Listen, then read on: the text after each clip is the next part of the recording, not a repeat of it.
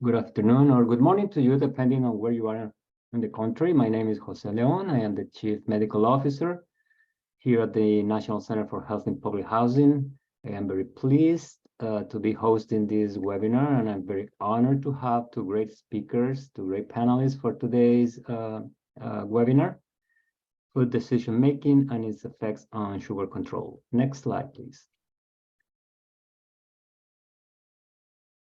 Before we get started, some housekeeping items. At this moment, all participants are muted. If you have any questions or you would like to ask a question or you have a comment, you can use the chat box, or you can also use the raise hand icon and your line will be unmuted. This webinar is being recorded, and slides and recording link will be sent to all participants via email in few days. And also you can go to our website, www.nchph.org, the National Center for Health and Public Housing website. If you go to the resource library, you are going to find the resources, the slides, the recording, not only for this webinar, but for all the previous webinars that we've done, in addition to information regarding new activities that we have. We are covering HRSA priorities like diabetes, emergency preparedness, mental health, and everything that you need to know to improve the health services that you are providing to your patients. Next slide, please. The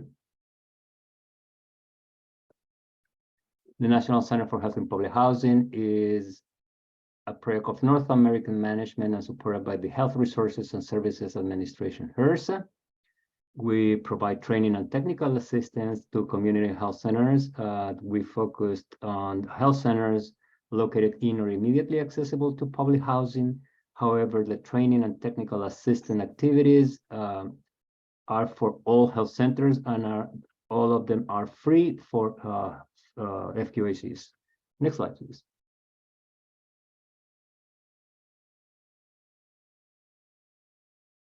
In 2021, the most recent UDS data that we have available, there were over 1,300 FQHCs who served about 30 million patients. 458 of these health centers reported to be in or immediately accessible to public housing. And in the same year, they provided services to 5 million patients. 108 of the 458 health centers received funding from HRSA. These are the public housing primary care grantees, and they provided services to over 900,000 patients in 2021. Next slide, please.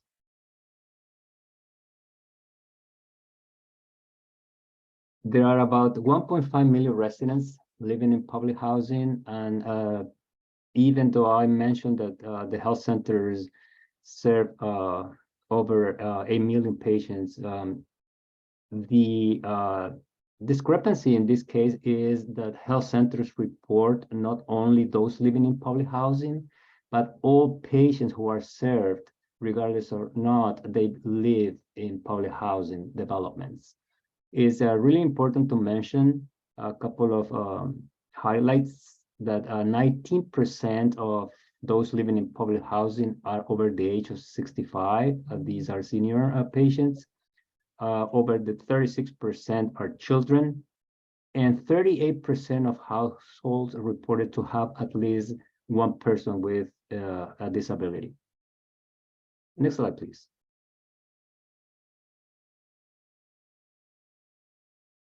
This is a brief introduction regarding diabetes and obesity in public housing. There is no difference when we compare the number of patients with diabetes either in public housing primary care programs or those health centers. The difference is just 1%, 25 and 26%. But next slide, please. There is a difference when we compare those with A1C greater than 9. In public housing primary care, those with uncontrolled diabetes is about 34, 35%, whereas those with uncontrolled diabetes in all health centers are about 30% of those with diabetes. And there is a publication the HUD and the Center for Disease Control put together regarding the health issues affecting those living in public housing or HUD-assisted housing. And as we can see here, when we compare data, the health center data and the HUD data, 17.6% of those receiving assistance from HUD reported to be or to have diabetes. The same percentage for those with uncontrolled diabetes, they're reported to have at least 33 or 34% of the patient with diabetes, they have uncontrolled diabetes. And 71%, and this is a number that I would like to highlight, but because 71% of those living in public housing reported to be either overweight or obese. Next slide, please. So today we are going to discuss healthy food choices to reduce the risk of diabetes in health center patients, list some examples of healthy meals and snacks, and review resources and interventions to share the help and to help health centers patients in food decision making. We are very pleased that today we have two great speakers from San Isidro. And first we are going to hear from, just give me 1 second, I need to get my bios. Okay, sorry about that. First, we are going to hear from Dawn Rutherford. Dawn received her Bachelor of Business Administration from James Madison University. And after a career in sales and marketing, including starting a lifestyle tour company and real estate, she went back to school to be a registered dietitian nutritionist. Her journey to become an RDN included receiving a master's degree in nutritional science from San Diego State University and completing a dietetic internship specializing in leadership from Sodexo USA with a rotation at Sharp Hospitals, Microsoft, and community clinics. As an RDN, Dawn has worked at numerous PACE programs and skilled nursing facilities. She was also the general editor for a 3-volume nutrition encyclopedia published in 2016. Dawn currently resides in San Diego, California, and works for San Diego PACE, overseeing the nutrition department for 4 centers. She's passionate about making sure the seniors under her care receive adequate and proper nutrition.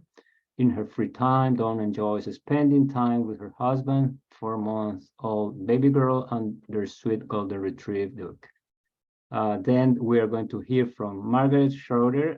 Margaret is an MPH RDN, a registered dietitian nutritionist at San Diego PACE. She earned her master's degree in public health from the University of North Carolina at Chapel Hill's Gillen School of Global Public Health, and completed her clinical rotation at John Stroger Junior Hospital of Cook County in South Chicago, Illinois, with an undergraduate degree in Hispanic Studies and Comparative Politics from Connecticut College, and her experience in the marketing and branding industry. Margaret brings a unique perspective and set of skills to her career as a dietitian. She is deeply passionate about educating people on how to maintain or restore health through nutritious foods, and loves working one-on-one with patients ready for change. As a former college athlete and yoga instructor, she believes a healthy relationship with food and your body is essential to enjoying life, and that is possible for everyone.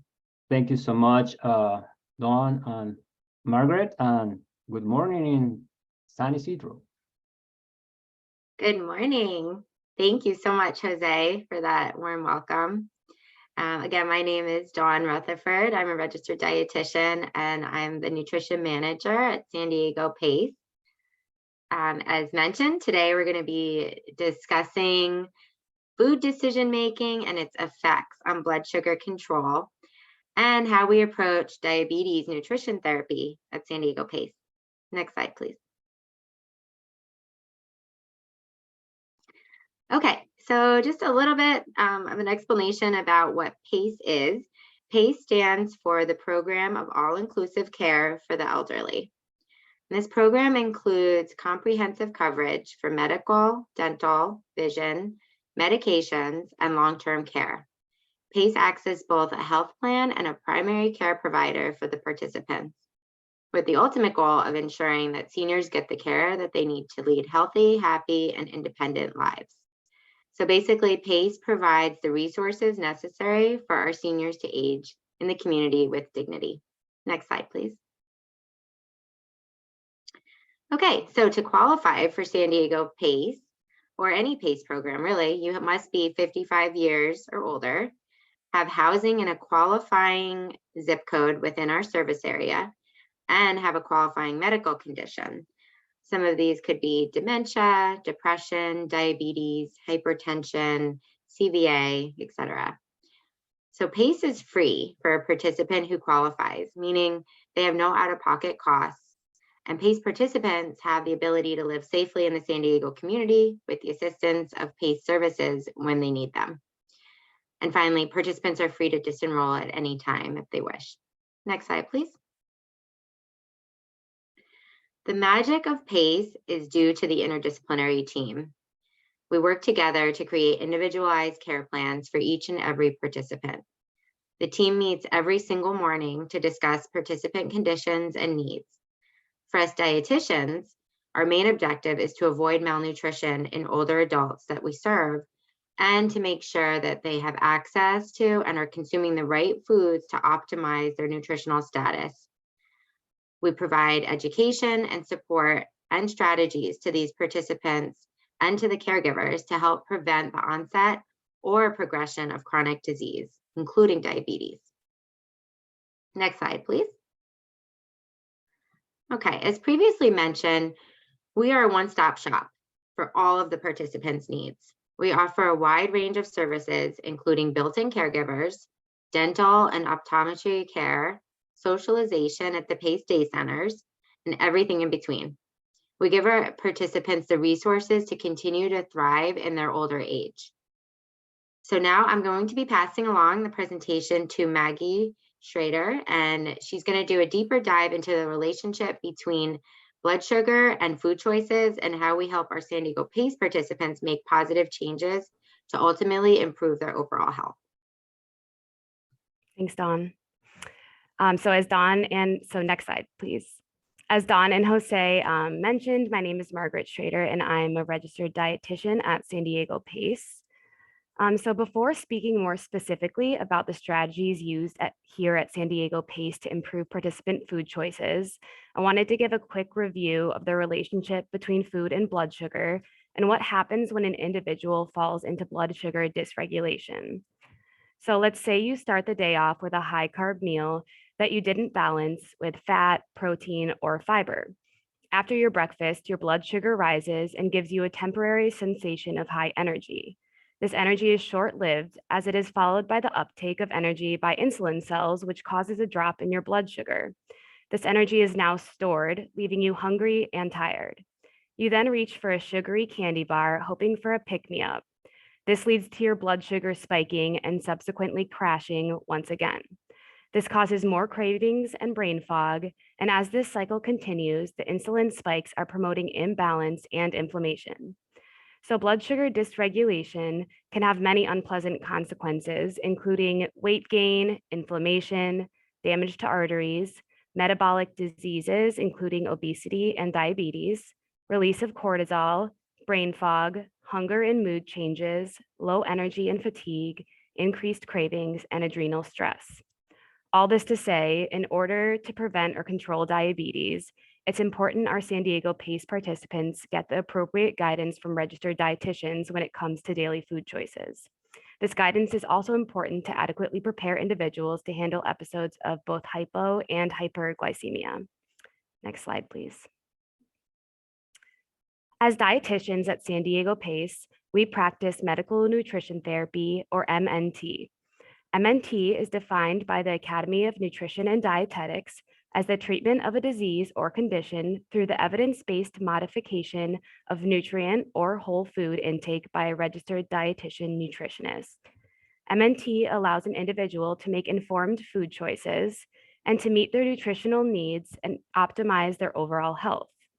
Components of MNT include assessment, nutrition diagnosis, interventions, and monitoring, with ongoing follow-up to support long-term lifestyle changes, evaluate outcomes, and to modify interventions as needed. At San Diego PACE, we currently have over 2,500 participants at each site and they're assigned to one of our 4 sites in the San Diego area. For each participant at San Diego PACE, we do an in-depth initial assessment and continue to assess our participants every 6 months or as needed if a participant has a condition that requires the dietitian to monitor their nutritional status more closely. So this could be somebody with protein calorie malnutrition or a new diagnosis of diabetes. But basically, these are people that we want to check in on more often. And at PACE, we dietitians are actually able to schedule these appointments with our participants, which is something that's unique to this center. We also have a daycare center at each of our 4 San Diego PACE sites, where we have participants who join us from 1 to 5 days a week and have both breakfast and lunch and sometimes a snack with us every day. These participants participate in activities to improve their well-being throughout the day, and we have the advantage of observing them more closely than other participants, which is beneficial as many of these individuals need a higher level of care or more help accessing resources. Next slide, please. So nationally, the average age of a PACE participant is 77, and 70% of participants are female. The average PACE participant has 7.9 medical conditions, many of which are chronic conditions that can include diabetes, dementia, coronary artery disease, and cerebrovascular disease. While most PACE participants live alone in the community, approximately 5% live in nursing homes for which the PACE program pays. At San Diego PACE, many of our participants are also low income. These participants face a variety of barriers to making positive food choices, some of which include, but are not limited to, food access or food insecurity. So either not having the finances, or maybe there's not a grocery store in the area and they only have a corner store to go to get the majority of their groceries. The inability to purchase and or prep foods, limited mobility, lack of nutrition knowledge or lack of cooking knowledge, conflicting beliefs. So that could mean that maybe they don't believe that they need to be watching their carbohydrate intake because they were taught something else or saw something on TV. Resistance to change, mental health status, food habits, lack of support, drug addiction, chronic illness, lack of time, difficulty chewing and or swallowing, which is a common one here at San Diego PACE, and language and or communication barriers. Next slide, please. So let's talk about bridging the gap between behaviors attributed to chronic disease, such as poor food choices, and therapeutic lifestyle changes. In the United States, we've known about the leading causes of premature death and chronic illness for over 2 decades now and have done relatively little with this information. The gap between what we know and what we do in disease prevention and health promotion proves that knowing something is not always enough. What is needed to bridge this gap then? At San Diego PACE, our first step is helping the participants see the problem through counseling and diet education. The single best predictor of what we eat is what is served or what we see in front of us.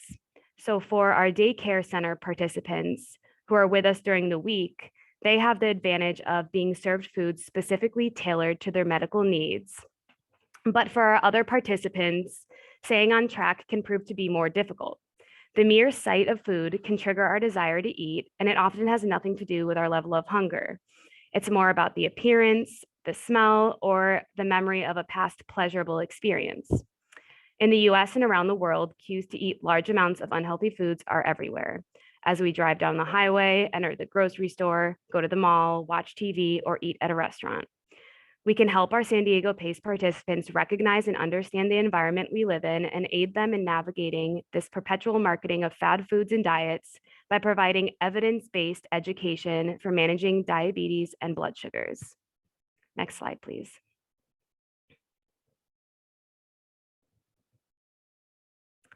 Some key considerations when providing diabetes or blood sugar medical nutrition therapy are that one size does not fit all. Every nutrition solution should be tailored to the individual. At San Diego PACE, goals are based on age, duration of diabetes, health history, cultural preferences, health literacy, barriers to change, and other present health conditions. In addition to this, evidence suggests that there's no ideal percentage of calories from carbs, protein, or fat for all people with diabetes. So distribution of these macronutrients should be individualized based on eating patterns, preferences, and goals. Nutrition therapy is not a one and done solution, but a continuous and evolving process for the participant. And the medical nutrition therapy the dietitian is providing must be aligned with the medical management of the patient's health. So at PACE, this coordinated care is what we call a care plan. Next slide, please. Another important consideration when providing diabetes MNT is to set realistic expectations and achievable goals with your patient. Start small and meet the participant where they are at in their readiness for change. 45 million Americans go on diets every year, and most fail to meet their goals. Unfortunately, our goals and our patients' goals may often be unrealistic. At San Diego PACE, we use SMART goals to help our participants succeed, and we focus on making small changes at first to give the participant small wins that will encourage them to keep going. SMART goals, as I'm sure many of you already know, stand for specific, measurable, achievable, relevant, and time-bound. An example of a SMART goal used at San Diego PACE could be the participant will eat 1 less serving or 15 grams less of carbohydrates at breakfast every morning by the follow-up appointment scheduled in 2 months.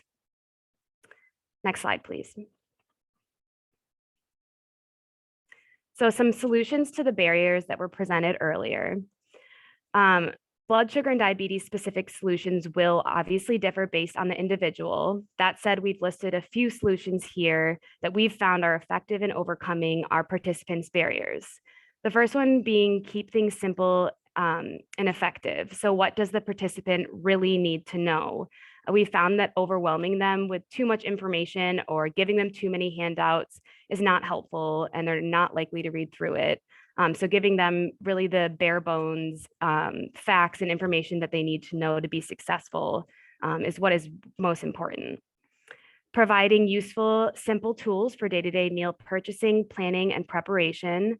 And this point is similar, but making sure that we provide tools for the area that the participant is struggling most in. So some of them don't know what to get at the grocery store, so we could give them a grocery list with foods that are healthy for a diabetic diet.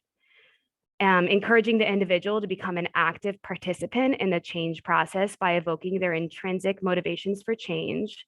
And this is using motivational interviewing. Maintaining the pleasure of eating by providing positive messaging about food choices and only limiting food choices when medically indicated. And this is something that we practice often here to make sure that, once again, the participants are really, cutting back on the things that they need to, and we're not cutting out foods that aren't necessary and making the diet of the participants more stringent. And I will give some examples of successes we've had with these solutions in a moment. Next slide, please. We also like to make our interventions culturally appropriate. So here at San Diego PACE, our day center is mostly full of Mexican Americans.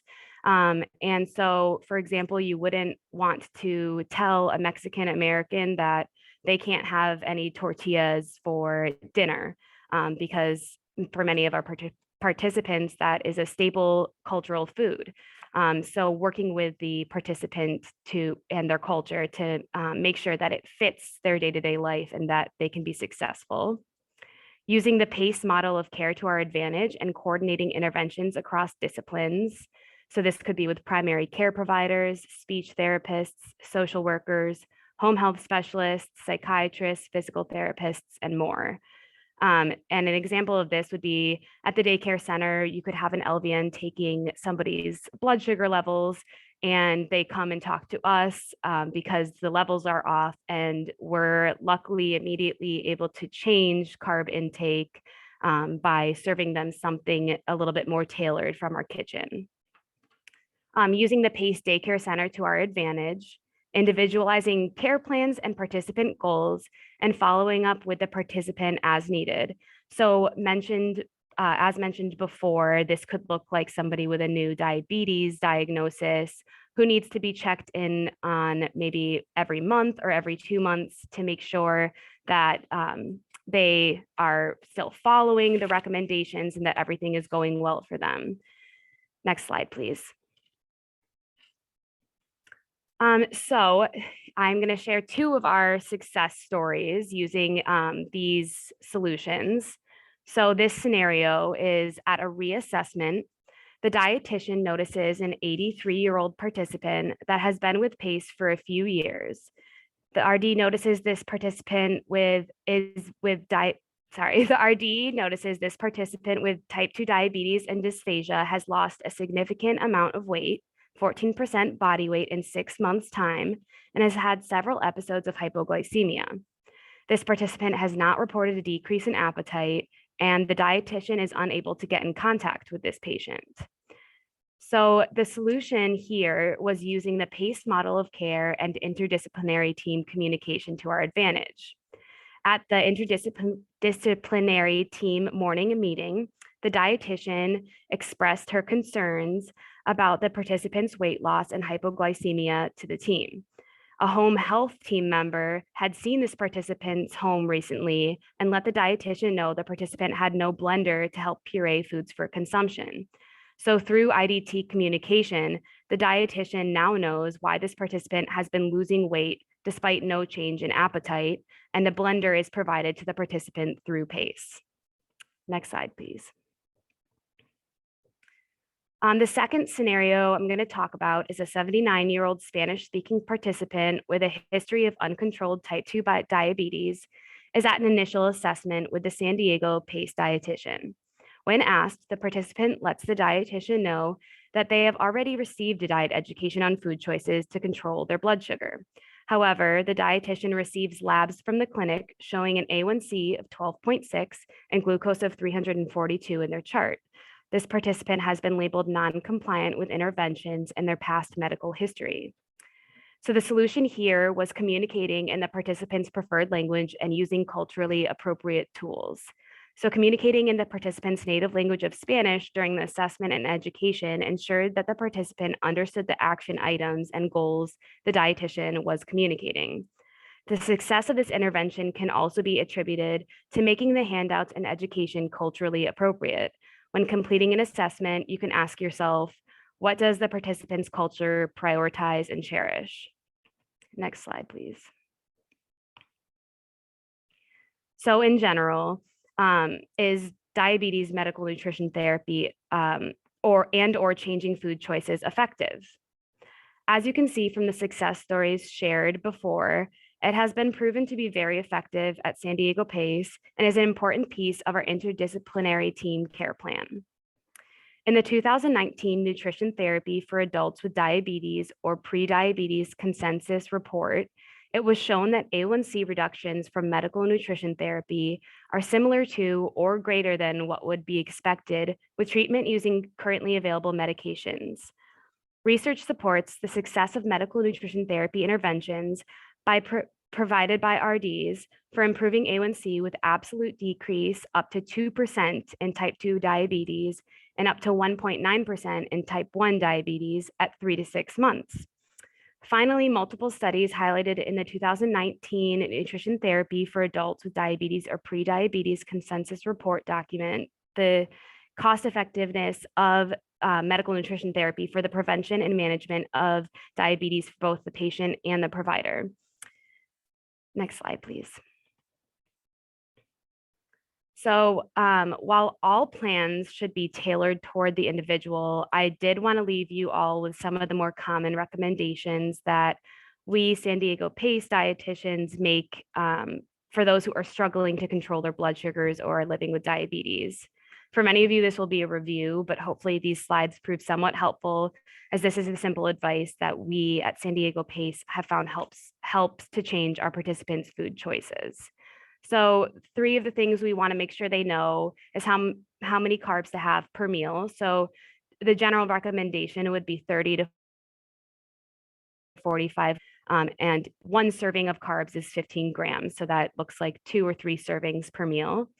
We want to make sure they know to have only 1 serving or 15 grams of carbs per snack and avoid added sugars. And obviously these amount of grams can be altered and individualized depending on the participant and their current medical status. We also want them to know about their blood sugar goals. So before eating, we recommend that their blood sugar be in between 70 and 130. And after eating, it should be less than 180. Next slide, please. A useful tool with our population has been the ADA version of MyPlate, which shows a simple way of consistently planning your plate portions in order to consume the proper amount of carbohydrates, protein, and non-starchy vegetables at each meal. So you can see half of the plate as the non-starchy vegetables, 1/4 of the plate as carbohydrates, 1/4 of the plate as proteins, and they recommend 16 ounces of water or another 0-calorie drink. Next slide, please.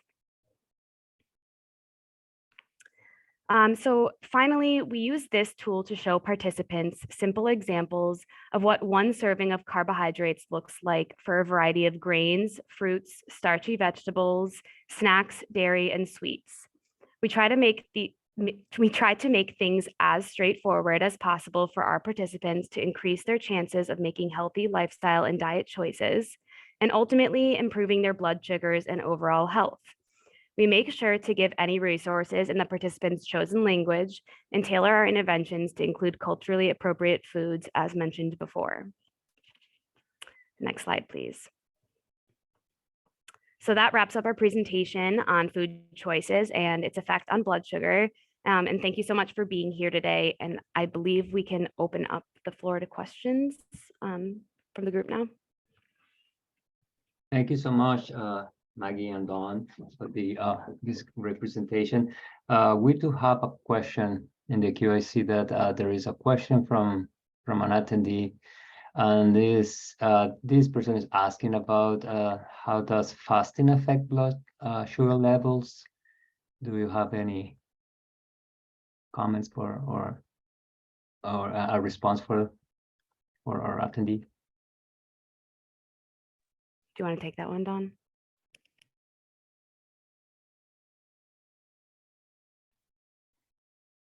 I think that's a good question for you, Maggie.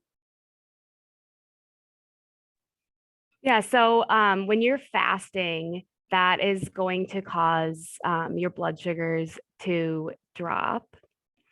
And it's going to lead into that blood sugar dysregulation that I went over in the first slide. So it kind of turns into this nasty cycle where you're trying to overcompensate for being, hungry and shaky, and then you have, something sugary to try to get you a pick-me-up, and it sends you back up into a glucose spike. So fasting is generally not great for diabetes patients, because what we like to tell them is having carb consistency throughout the day. So we still want them to have carbohydrates. It's just more about balancing it with fats and proteins and having consistent proportions every day throughout the day, and having it be the right proportions. Thank you, Maggie. Excellent answer. Also, it's going to depend on what we mean by fasting, right? If you are fasting one day, probably it's not going to affect what anything, and the physiology of your body is not going to be affected. But if you keep fasting, your body will start taking sugar from other organs, including your muscles, including your liver, and that is going to create some other. We need sugar regardless of not we're taking sugar or drinking or eating. So it's important to know exactly what do we mean by fasting. I mean, if we are fasting because we have a blood work in the morning, probably that's not going to affect us. But if we keep fasting, then our body will need sugar and it's going to start taking sugar from other organs. That's a great answer, Maggie. Thank you. And Peter, can you please advance the slides? And again, if you have any questions for Maggie or Dawn, please make sure that next slide, please. That either you use the raise hand icon, or if you can type your question either in the Q&A section or the chat. In the meantime, I do have a question. One of the questions that we get is the amount of water that a patient needs to take every day. And that's always for a person who is going to start not a diet, but trying to eat healthier every day. So do you have a recommendation on the amount of water that a patient needs to take every day or needs to drink every day? Yeah. So generally speaking, we recommend that our participants take about 30 milliliters per kilogram. So that's an easy way to, or you could do a range, 30 milliliters to 35 milliliters per kilogram. So then it's specific to the individual that you're speaking to based on their weight. And I would also add to that, that as we mentioned kind of throughout the presentation, we like to keep things individualized. So it's going to differ based on somebody's conditions. So if somebody has heart failure or is on dialysis, they will likely have a fluid restriction. And then if we're seeing signs of dehydration, we'll probably recommend a little bit more intake of fluids. So it does depend on the participant and their chronic conditions. Thank you. Again, if you have any questions, please use the Q&A or the chat boxes and type your questions. You have two great speakers, two great panelists today, so please take advantage of it and ask your questions. I do have another question for you. What the other thing that I've seen with patients is the question about diets. There are several diets out there. The keto diet, the vegetarian, that I am vegetarian, that is, and you show our plate, with the portions that we have to have, half of the there has to be non-starchy vegetables, and then we need to have our proteins and our carbohydrates and our. Do you have a comment on this number of diets out there when you have a patient asking for these type of diets? Sure. Yeah. There are so many diets out there. So part of a dietitian's job responsibility is to stay current. So when participants and even our coworkers come to us with questions about certain diets, we are prepared with answers. So we always can stay current and credible to know what's going on and what's being advertised out there.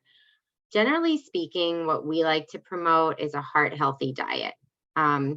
So for most of our participants, that diet encompasses a large variety of foods, good amounts of vegetables, lean proteins, multigrains, limited fats, and limited bad fats, but adding in healthy fats. So when you follow this kind of diet, it's a generally a very healthy, and it can actually even be safe for people with diabetes. So it includes a lot of variety, a very colorful plate.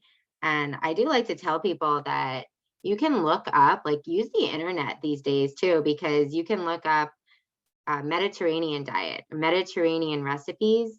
And that's a really good way to make sure that you're eating healthy foods.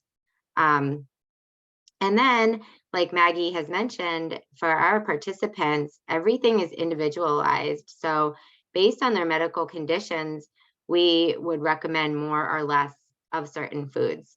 But overall, a heart healthy diet, a Mediterranean style diet is a good way to go. We don't recommend anything too extreme. Your body needs all different food groups. And if you don't eat them, your body will do certain processes that make your body work harder to create that type of food. There's a process called gluconeogenesis, where if you don't eat carbohydrates, your body has to go through a process to make carbohydrates because your brain needs those to function. So that's my spiel about that. Do you have anything to add, Maggie? I guess I would just add that we also, like, if somebody, say, is mentioning like a keto diet or something, and it would be dangerous for their chronic conditions, that's when we would really try to kind of keep people away from those diets. And like Dawn said, we recommend more like balance, eat a variety of foods, eat a lot of colors. But we can also tailor that plate to, say, someone that is vegetarian or vegan. We can help them think about the different protein sources, for example, that would still get them the nutrients that they need while following the diet that they prefer. So once again, just kind of like really focusing on the individualization. Thank you, Dawn, and thank you, Maggie. Again, if you have any questions, please feel free to use the Q&A or chat boxes, or if you like to ask your question verbally, please use the raise hand icon and your line will be unmuted. Maggie, you said something really interesting, and you said something about culture and food, and you mentioned that you gave a really good example about tortillas and the difficulty, our patients struggle with these habits. What is the strategy that you use, so your patients can understand and learn, the amount of, I mean, it's not that they are not going to eat them, it's just a matter that they have to eat less of those meals or portions that they are not good for them. So what is the strategy to change that behavior? So I really work with the participants what they want. So say they want to keep the tortillas. I would say, well, can we cut back to 1 tortilla for dinner versus 2 tortillas for dinner? And maybe, we cut out the dessert of, a piece of cake or something that is also a carbohydrate. So showing, like, going back to the 30 to 45 grams per meal or 15 grams per snack, and saying, like, of course you can have tortillas for this meal, but then is there something else, another carbohydrate on the plate that you're comfortable removing? So that's usually the strategy I go with, and try to start small. Some participants aren't ready for change. Some of them are only ready for a small amount of change. And honestly, anything we can get them to do to improve their diet is a win for us. So sometimes we just have to start small and work our way up to kind of the ideal diet for them. But working with them and their desires and their culture is definitely very important to make sure that they have goals that are achievable and that they can be successful reaching those goals. Yeah, to piggyback off of that too, it's like if somebody eats 1 less tortilla, if they were eating 2 and they eat 1 less, that's half as many. So that's actually a huge accomplishment.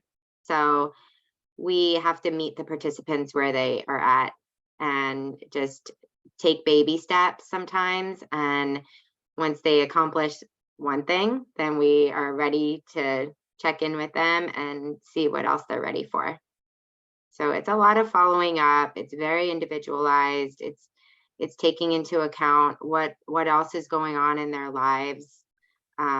Food and nutrition are very emotional, very personal. So a lot of times as dietitians, we have conversations about things that don't have anything to do with food, just to, get to what emotions and behaviors are causing certain food intake, so to speak. Thank you so much. We have a couple of questions now in the queue. The first one is from Maria. Thank you, Maria, for your question. How do you encourage patients when the results seem to be slow?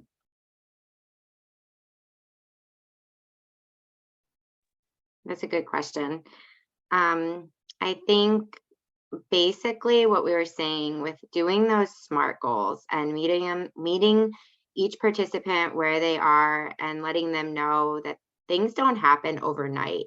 So sometimes I say to a participant that wants to lose weight, you want to lose 20 pounds tomorrow, but you didn't gain the 20 pounds overnight.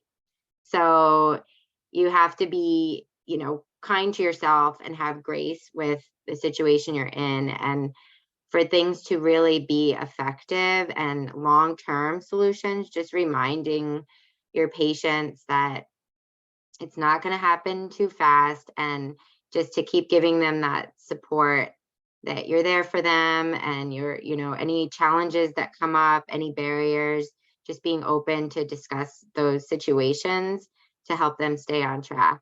But I always try to start off, with a SMART goal. So if they say they want to lose 20 pounds, I can turn that into a goal where I say something more like, how about we start with, you want to lose 5 pounds this month? Because then they can, that's more attainable, and, it's not as broad. And then once they accomplish that, they're motivated to keep going. But if you make a goal that is just too large and you're not going to be successful, then it's discouraging. So the SMART goals help us be successful, or help the participants be successful, which in turn is success for us as well. Yeah, and I would add that also just helping the participant notice the small wins. So maybe they didn't lose the weight that they wanted, but they might have more energy because their diet is better, or they might feel better about themselves because they have been changing their diet and working hard to accomplish their goals. So just trying to help them notice small wins, and that it doesn't have to be the end all be all for it to be a success. Right. It's not just what the scale says. Being healthy has a lot of other components to it. And when you're trying to lose weight, like you said, Maggie, the small wins that come about are really what matters. Thank you. We have a comment from Walter. Small steps lead to big changes. We have another question from Darieli. How do you determine whether a plate method or a carb counting would be better for a patient?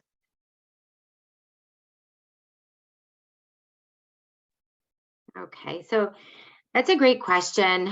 Again, it's really just based on the individual, based on sometimes their cognition, what they're able to comprehend, how in depth you want to get with the education. Sometimes the plate method is easier to understand because it's more visual, and carb counting might be a better option for somebody that is really, really motivated and has the ability and the motivation to do that kind of counting and keeping track and maybe keeping a journal.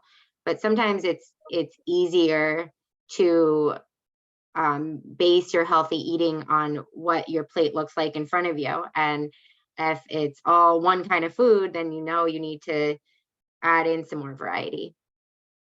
Do you have anything to add to that, Maggie? I mean, we've repeated it a million times, but it's so individualized because, I've had participants here who are sitting at home and don't have that much to do. Their family doesn't live nearby. And so keeping track, like keeping a food journal or keeping track of their intake or counting their carbs is something that they can do. They have the time to do it and they want to do it.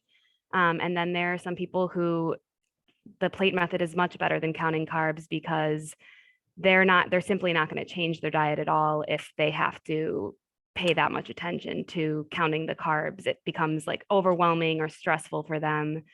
So in that case, that's when I use the plate method because it's just a lot simpler. It's less overwhelming. They don't have to be counting things. So like we've been saying the whole time, just very individualized. Thank you, Maggie. Thank you, Dawn. And Walter is saying that his comment comes from the action plans in the CDC Prevent Type 2 Diabetes 2021 curriculum. There is one more question. This one in particular is quite interesting because it has to do with the social determinants of health and how food choices are affected by the price of some of the food that we consume. And that the question is, how do you work with people who state that eating healthy is too expensive?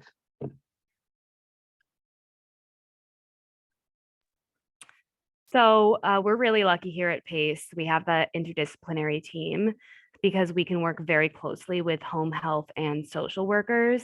And we have a variety of tools that we can give these people, food delivery services, food banks. We have a food delivery service that for our sicker patients who have multiple chronic illnesses, they tailor it for them. And all of these services are free through PACE San Diego. So at PACE San Diego, we are lucky because we have a lot of tools to give them.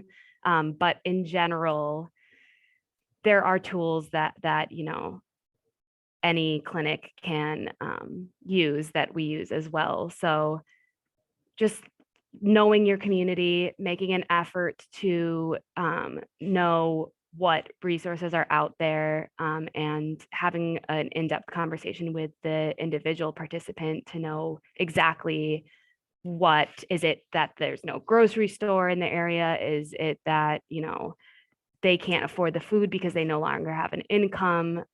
So depending on what the issue is, we can then go from there. And we have a lot of different options that social services helps us with. Thank you so much. And we'll have Miranda who is going to ask a question verbally. Let's see if I can do this. Fide, can you help me with Miranda? Let me see if I can unmute her.